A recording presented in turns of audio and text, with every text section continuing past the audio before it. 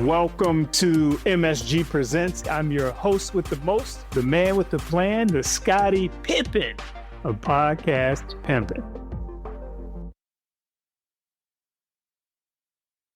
I am here with a friend of mine named Scott, and we're going to have a really important conversation, and we've titled this episode, My Parents Didn't Tell Me Ish About Money.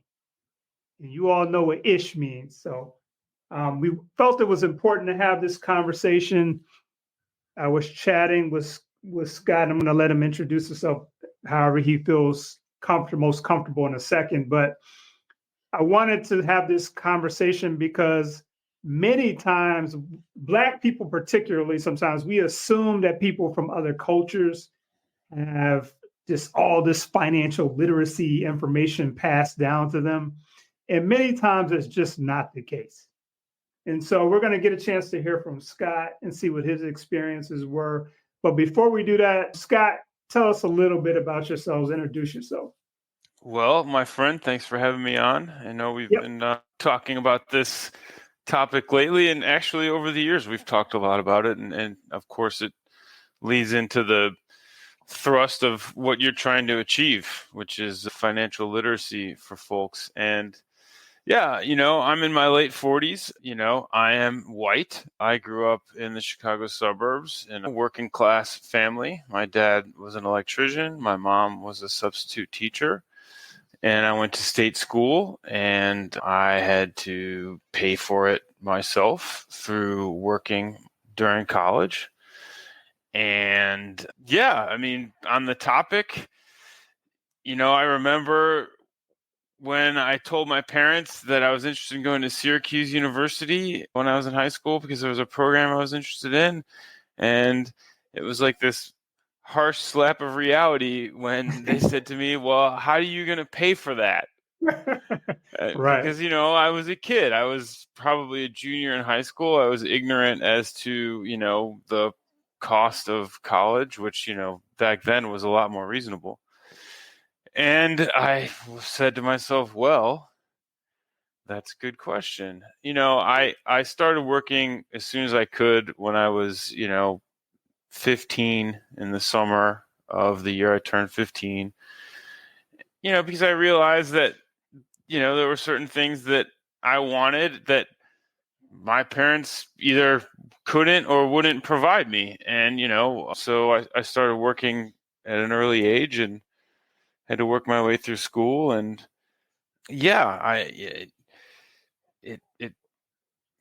it's just one of those things, right? Like you open the show with talking about perhaps some misconceptions. The reality is that most of us, no matter where we come from or, what the color of our skin is in the United States, we come from, humble means, most of us. Yep. And the vast majority of those of us who, increase our financial wherewithal, I think have to sort of do it on our own. And along the way, we do make a lot of mistakes, but the key is to learn from those mistakes, Absolutely. And I like the fact that you kind of explained what your background was. And I want to just say to the listeners, this is what I'm not trying to do in this episode. I'm not trying to do one of these things where it's like, oh, if you're Black, you don't really have any excuse not to be financial literacy. Look at this white gentleman. He's financially literate. That's not what this is. This is really more so about understanding what other people's experiences were. I think we all know that certain cultures, we have a little more of a challenge overall. But the point of this episode is just to really shine a light on, although some things might be largely true, they're not absolute, right? And I really want to get into what you did to actually become financially literate, because as you mentioned, it wasn't a thing where, oh, my skin is this color, I'm just automatically financially literate. A lot of this information we depend on we would want our parents to pass down. If they don't know it, we have to go on our own journey. So what did you do to become financially literate? And I will say to you all, I know Scott, he is very much financially literate. We would have some really great conversations. So I know that he is actually financially literate. But what I didn't know until recently, maybe what his actual family history was around that. So I just want to know, what did you actually do to become literate?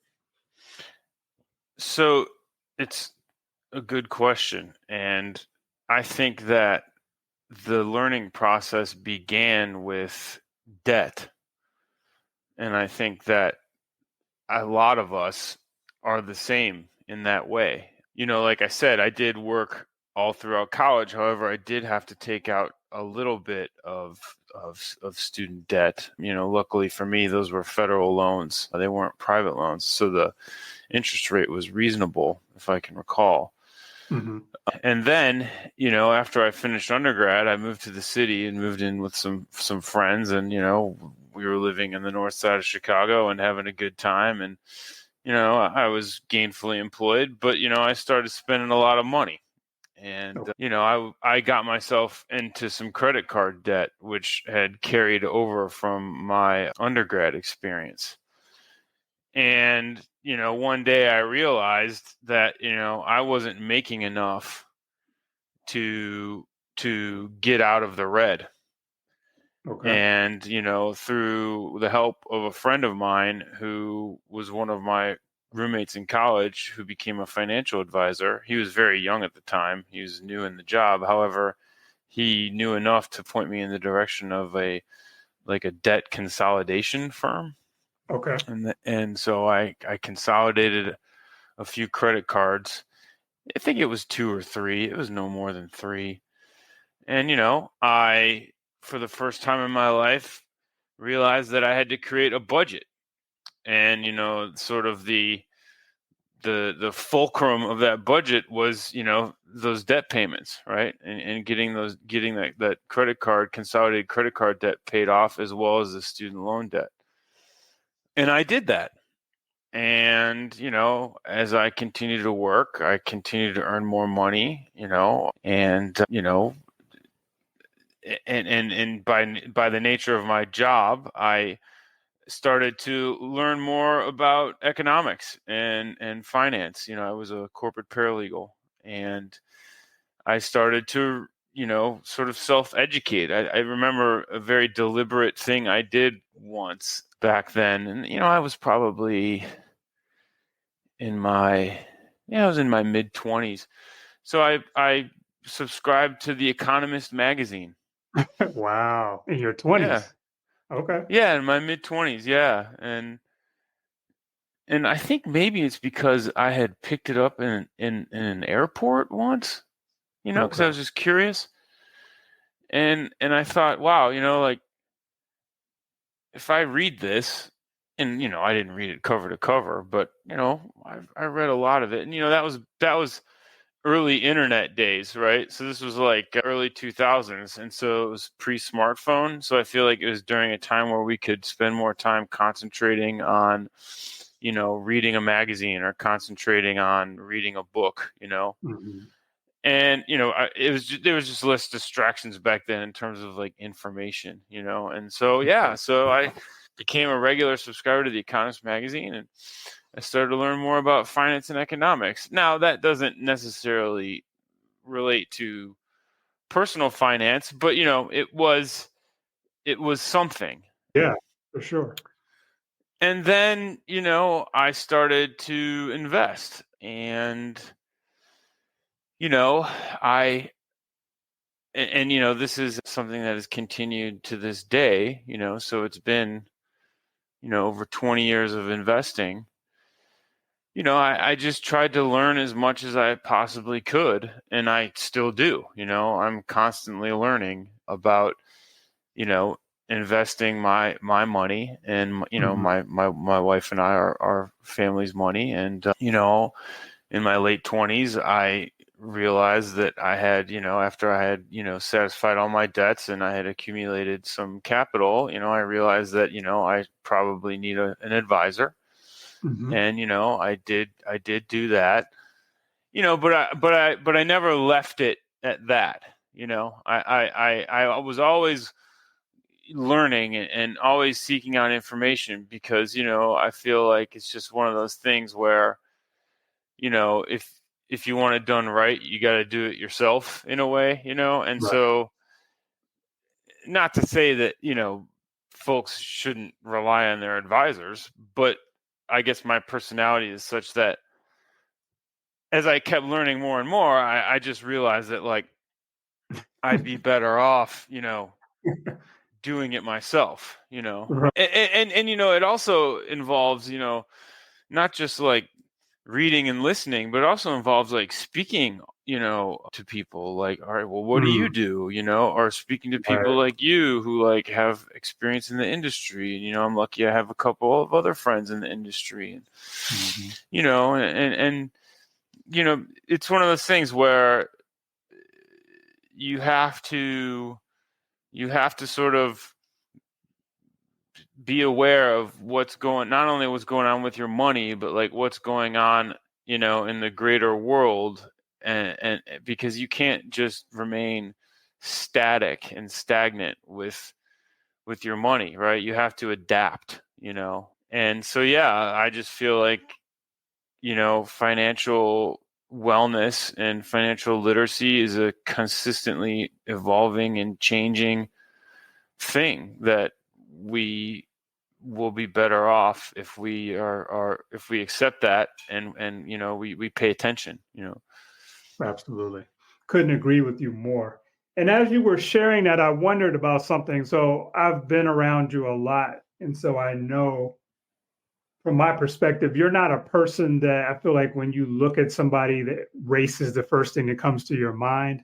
So this Mm-hmm. might sound like a strange question, but I was Mm-hmm. wondering when you kind of realized that you needed to get some financial literacy and you didn't kind of know some things that you needed to know, did you kind of feel like like based on your race that you should already know some of these things? Was there maybe any embarrassment? Like what was your awareness about those around you from other cultures and how that played into your thoughts about where you stood? Well, that I think for me, in my experience, it was more about class, right? Okay. Because, I was a kid from a working class family. My dad was a union electrician. My mom was a substitute teacher. My grandpa was a union electrician. My grandma was a teacher. And I lived in a mixed suburb, a racially mixed suburb, but also like an economically mixed suburb. Like Mm, I had friends who were certainly better off than me. But then I okay. also had friends that weren't as well off as me, and of course I had friends that kind of fell somewhere in the middle, lower middle, like me, and my awareness of that, I think it became apparent to me when I got to high school. I started to understand class better, right? Mm, Because it just okay. becomes more obvious. Like, well, look at those people wearing those clothes and driving those cars, right? And they Right. don't have jobs. I mean, I Right. worked all throughout high school too, Oh, and I drove crap cars. okay. Even through college, I mean, some really bad ones. That would be a fun podcast just by itself. But yeah, and then like I said before, I got to the point in my early to mid 20s where I was like, all right, I'm in the red, and like if I don't make some changes, like I'll never get out of it, right? Mm, And so yeah, I mean, did I think like any normal human who has a challenge to overcome in this way, like, oh, like I wish that like my parents had more money, and I wish that like I didn't have to like be, you know, practically solely responsible for all of these things. Of course, right? I think mm, that's, plus I was a kid, and so I think right. that's a normal emotional reaction for a young person. But nevertheless, you know, I had I had to make a decision to like turn it around. I don't know. Does that answer your question? Like, It does. I really like the fact that you're really honing into class, because that's something that I don't think we get into enough sometimes. It's like, yeah, I'm this race and this person's that race, but yeah, we might both be upper middle class, for example.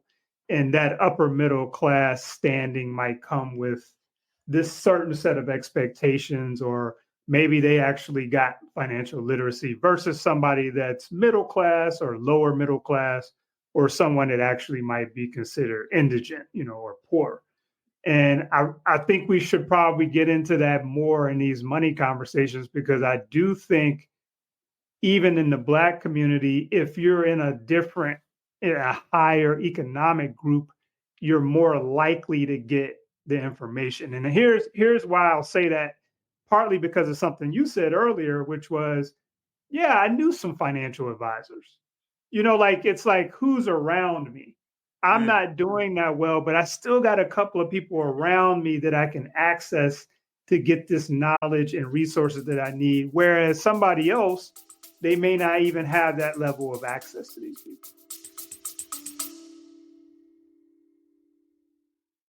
Quick pause. If you are enjoying MSG Presents, make sure to subscribe and share. Now back to the episode.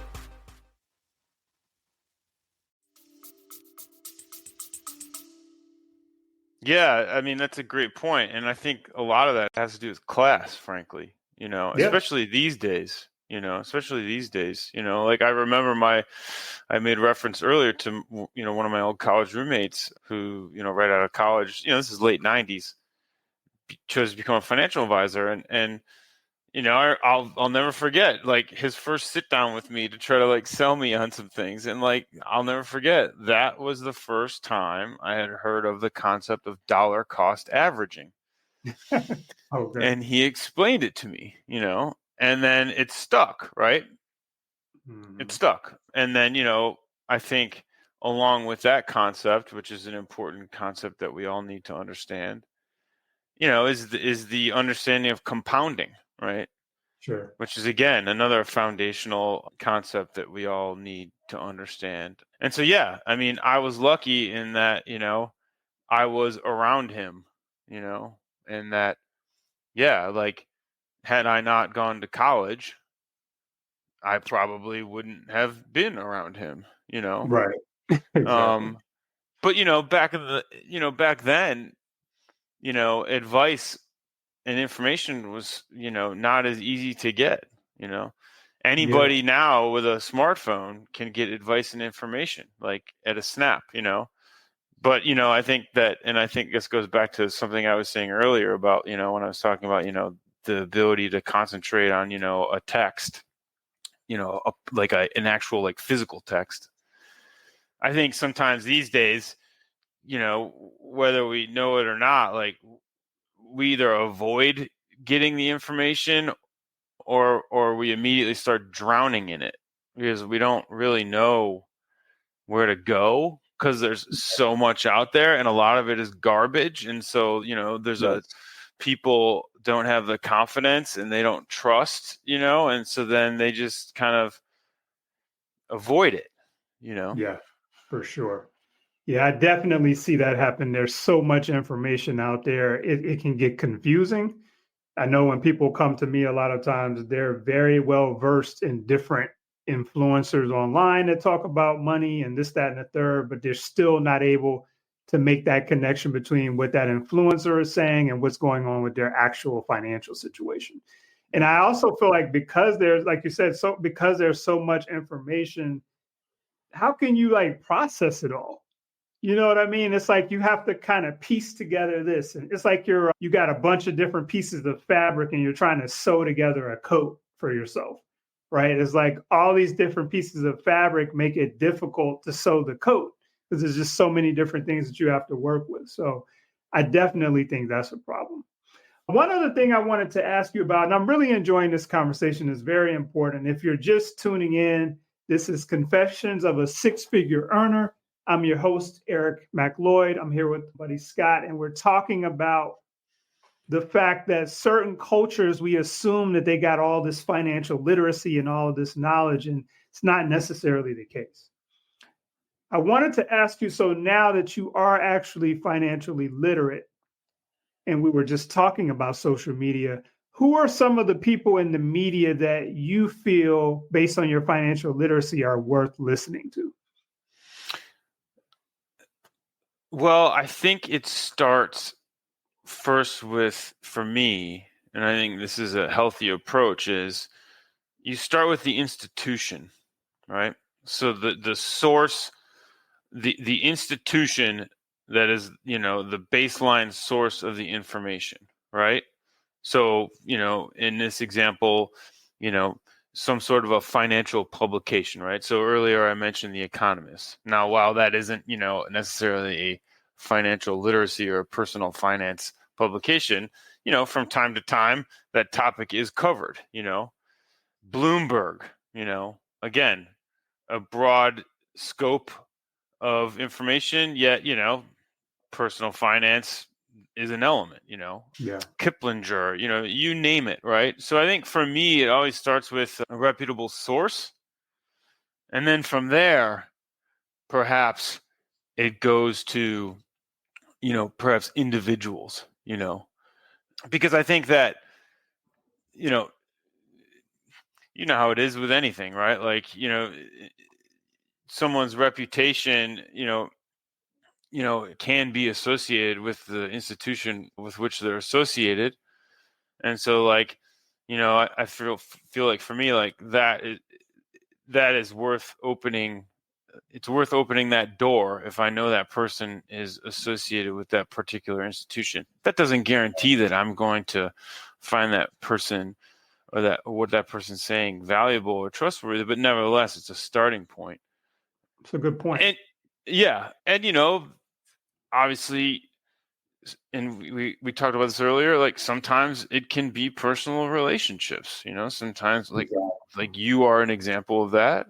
My other friend that I've referenced to, sometimes we have the fortune of, being able to have personal relationships with people who not only are in the industry, but are financially literate themselves, I mean, you encounter it probably,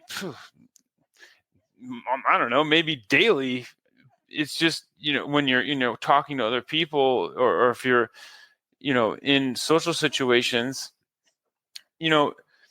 people are always curious to know what other people are doing with their money, right? Mm. And I feel like those conversations are valuable, whether or not like the information is good, right? Because Okay. it So interesting take. yeah, because it's worth it to listen, right? But when you do listen, always be skeptical, right? Right? Because it's your money, right? It's like your money and your health, right? Always listen to what people have to say, but be very skeptical, right? And I'll give you an example. The other day, I had met someone through a friend, and the conversation between those two started on like, basically being a landlord, right? And the challenges of managing an investment property, right? A residential property. And I just made the comment. I said, well, for me, I'd rather just put the money in the market and not have to deal with that hassle, particularly if it's a long-term investment. And then the woman who I just met, she's like, well, what do you mean in the market, right? And then I said, well, the way I like to do it, or broad index funds that are cheap, and preferably ETFs, and then she's like, well, tell me more, and because, to her ears, like in the market, well, she probably very quickly thought, well, that could mean a lot of different things, right? And I might not be comfortable with a lot of those things, right? So, but at the same time, she obviously was considering, or had been considering, investing some of her money in, real estate, but and so she was like, oh, well, there obviously is an alternative, and so I want to hear more. Now, whether or not she bought what I was selling, I don't know, right? But nevertheless, it was worth listening to and considering, right? Because then perhaps it will pose more questions. I think part of this process of taking care of your money throughout your life, you constantly have to question, Definitely. right? Yeah, it's very important because we live in a dynamic economy, and it will only continue to become more dynamic, not only domestically but globally. And so therefore, I should always be questioning like what we're doing and why, Absolutely. Those are some solid jewels you're giving up. And I really like your strategy of paying attention to the institution.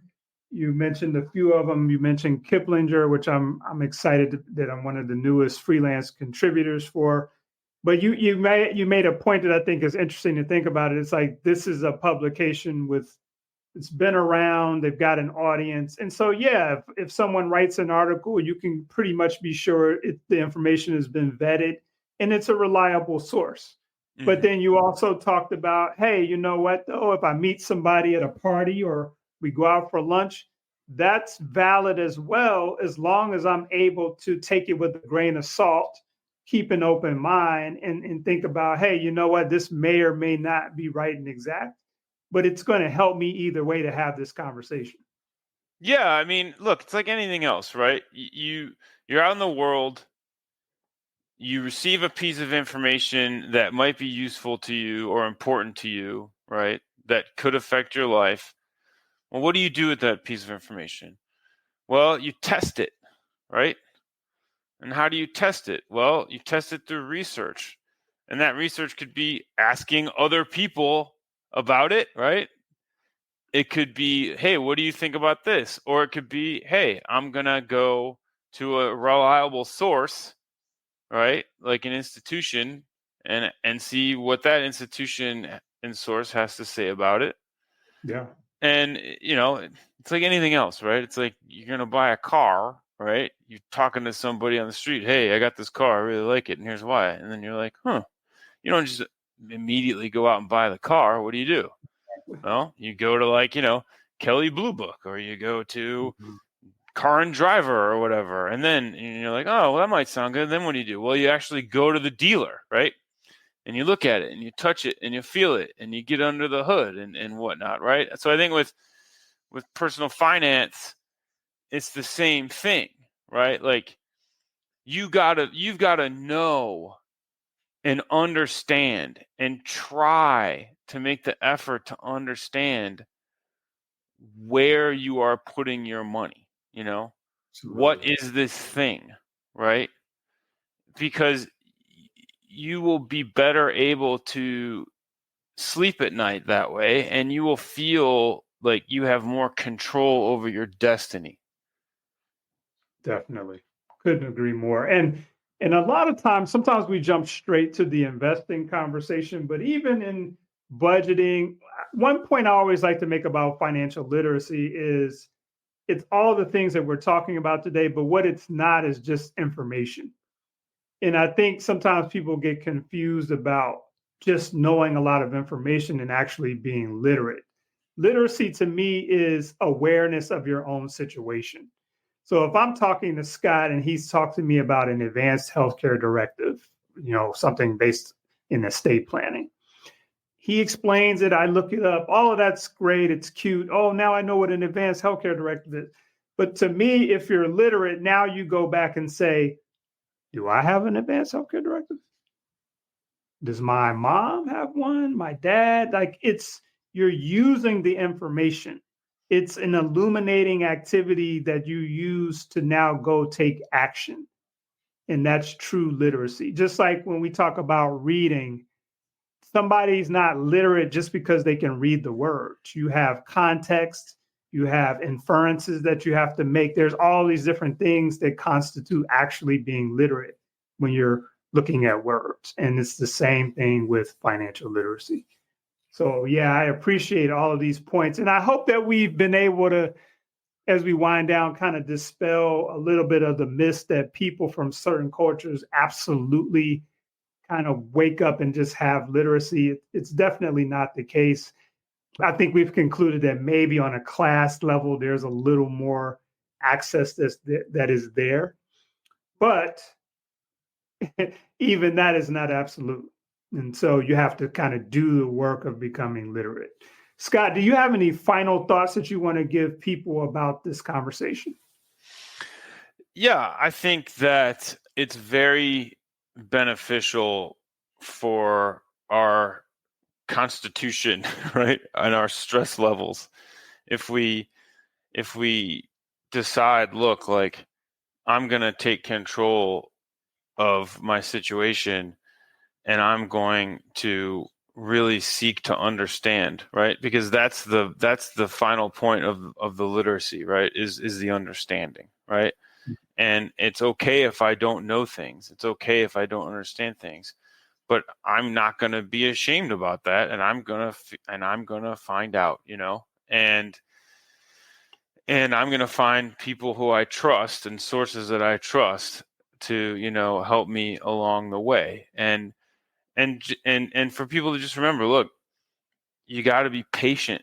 You got to be patient, and you got to be persistent, and it'll come. Like it'll definitely come. But many of us, like I alluded to my situation in the past, like many of us start the journey like in the hole, so to speak, right? Mm-hmm.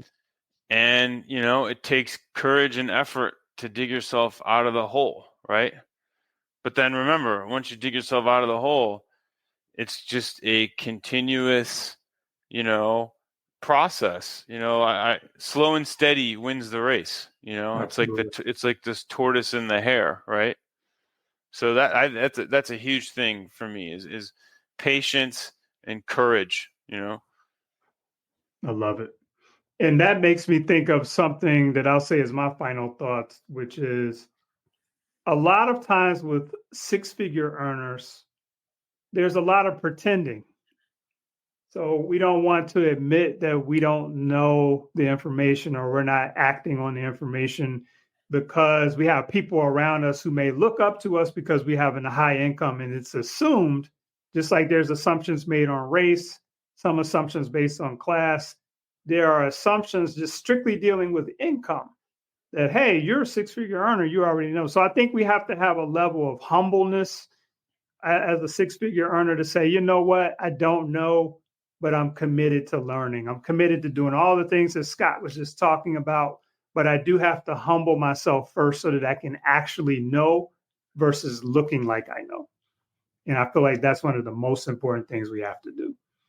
So Scott, I want to thank you for coming on. I also want to thank you for your wisdom and helping me put this show together. Thank you for coming on, and I hope that you can come back and join us again one day.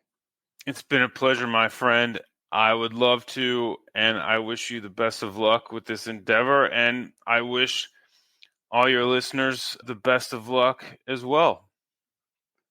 Thank you very much, sir. Before we close today's episode, a quick heads up. This show isn't just about talk. It's about movement for those building a legacy. It's about helping people heal from the past and level up in life. Real conversations that matter. If you're vibing with the message, make sure to subscribe, leave a review, and share it with somebody that needs to hear it. Peace.